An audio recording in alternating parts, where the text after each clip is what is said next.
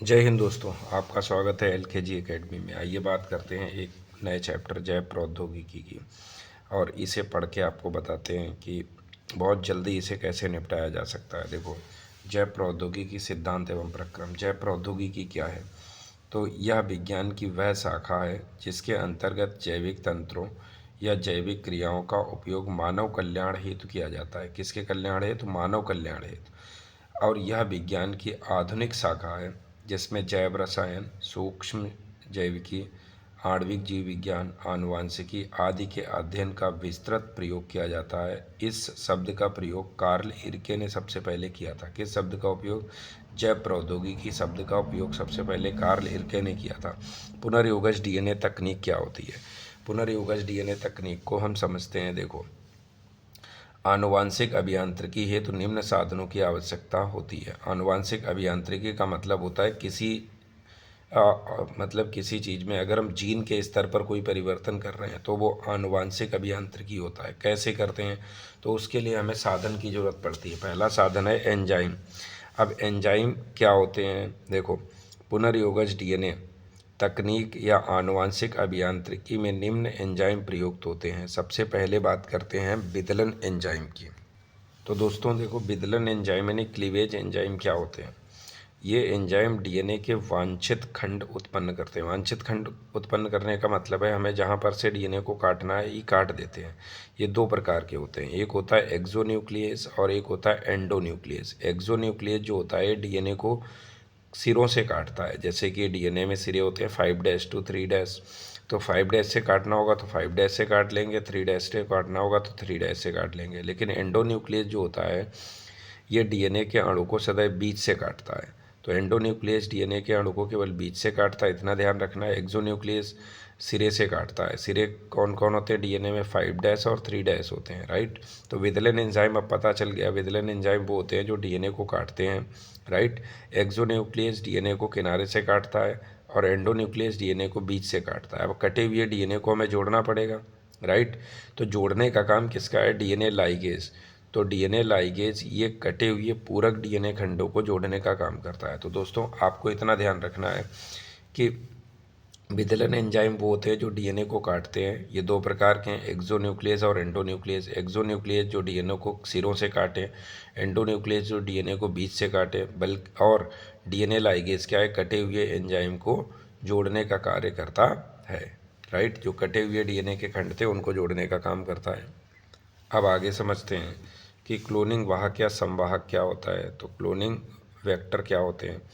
संवाहक में निम्न विशेषताएं होनी चाहिए। क्लोनिंग संवाहक का मतलब ये समझो कि जो डीएनए खंड आपने काटा था छोटा सा, उसको इसी में जोड़ते हैं, राइट।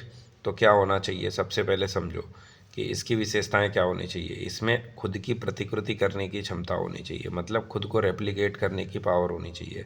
उसके लिए इसमें क्या होना चाहिए? प्रतिकृतिकरण का उद्भव यानी ओरिजिन ऑफ रेप्लिकेशन। डीएनए रज्जु का एक खंड प्रतिकृति के समय आरंभ बिंदु के रूप में कार्य करता है, राइट।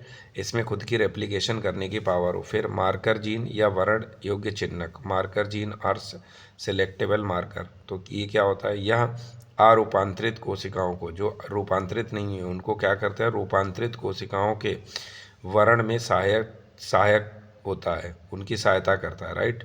फिर क्लोनिंग की पहचान या क्लोनिंग स्थल।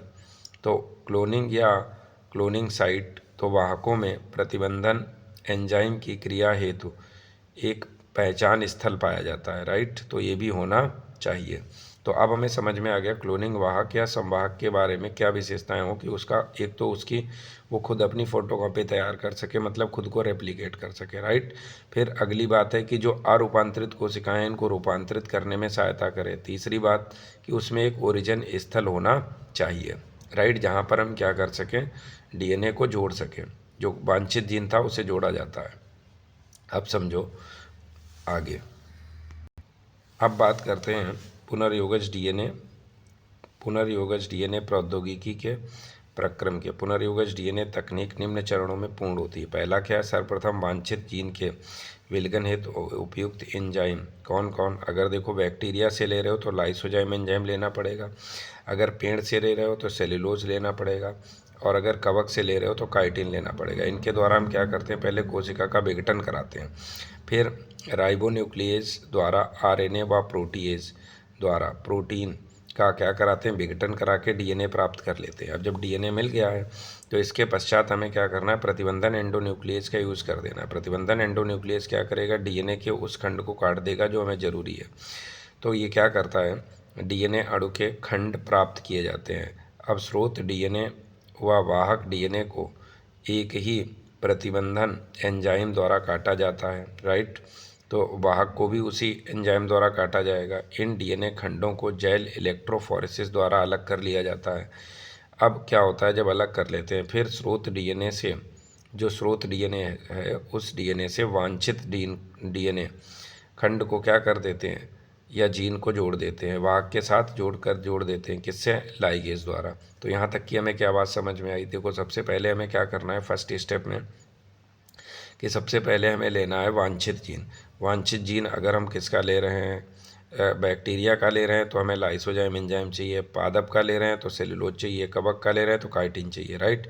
अब इनसे कोशिका का विघटन करा लिया, फिर राइबो न्यूक्लियस द्वारा आरएनए व प्रोटीएज द्वारा प्रोटीन मतलब राइबो न्यूक्लियस द्वारा आरएनए को अलग करते हैं और प्रोटीएज द्वारा प्रोटीन को अलग करते हैं। इनको विघटित करके फिर डीएनए प्राप्त कर लेते हैं। डीएनए को क्या करते हैं, एंडोन्यूक्लियस द्वारा काटते हैं और साथ में वाहक को भी उसी प्रतिबंधन एंडोन्यूक्लियस से काटते हैं। फिर जेल इलेक्ट्रोफोरेसिस द्वारा दोनों को अलग कर लेते हैं, फिर दोनों को जोड़ देते हैं। किसके द्वारा जोड़ते हैं, तो डीएनए लाइगेज द्वारा जोड़ देते हैं। अब उसके बाद समझो पॉलीमरेज श्रृंखला अभिक्रिया मतलब पॉलीमरेज चैन रिएक्शन में सर्वाधिक प्रयोग होने वाला एंजाइम टैग डीएनए पॉलीमरेज है। इसके द्वारा वांछित डीएनए खंड की अनेक प्रतिक्रिया मतलब जो प्रतियां हैं वो तैयार कर ली जाती हैं। इस तकनीक की खोज कैरी मुलिस ने की थी। फिर डीएनए पुनर्योगज को पोषक के भीतर प्रवेश कराने हेतु निम्न प्रकार का प्रयोग किया जाता है। सबसे पहले में क्या करना होता है, रूपांतरण यानी ट्रांसफॉर्मेशन करना होता है। इस क्रिया के लिए जीवाणु कोशिकाओं को कैल्शियम क्लोराइड से उपचारित किया जाता है। इससे जीवाणु कोशिकाओं की कोशिका झिल्ली क्या हो जाती है, सुग्राही हो जाती है और फिर उसमें आसानी से क्या होता है, जो डीएनए हम भेज रहे हैं, वांछित डीएनए जो भेज रहे हैं वो चला जाता है और इसके द्वारा माध्यम से विभाजित डीएनए को ग्रहण करने की क्षमता बढ़ जाती है। वह पारगमन द्वारा डीएनए स्थानांतरण के लिए जीवाणु भूजी का प्रयोग कर लेते हैं, राइट। तो पॉलीमरेज चैन रिएक्शन में हमें समझ में ये आना चाहिए कि इसमें क्या होता है कि सबसे पहले जो वांछित जीन हमारे पास आया है उसकी हम बहुत सारी क्या बना लेंगे, प्रतियां बना लेंगे। इस तकनीक की खोज कैरी मुलिस ने करी थी। फिर क्या करेंगे, पुनर्योगज डीएनए को पोषक के भीतर क्या करेंगे, भेजने के लिए हम अलग अलग प्रकार की तकनीक का यूज़ करेंगे, जैसे रूपांतरण। और इसके लिए हम क्या करेंगे, जिसमें कोशिका में भेजना है उस जीवाणु की कोशिका को कैल्शियम क्लोराइड से उपचारित कर देंगे, तो उसकी कोशिका भित्ति में क्या हो जाती है, वो झिल्ली सुग्राही हो जाती है ताकि उसमें डीएनए आसानी से चला जाता है जो डीएनए हम भेजना चाहते हैं, राइट। अब हम समझते हैं अगली विधि क्या, अगला मेथड समझते हैं वांछित जीन का पुंजकीकरण या क्लोनिंग क्या होता है करके तथा लक्ष्य प्रोटीन तक कैसे पहुंच सकते हैं।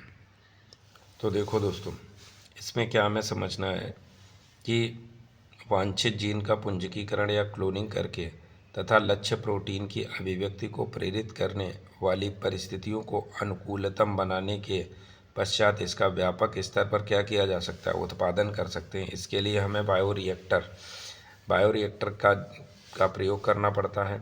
डीएनए खंडों की पुंजकीकरण विधि को शॉटगन विधि भी कहते हैं, तो ये भी याद रखना इम्पोर्टेंट है।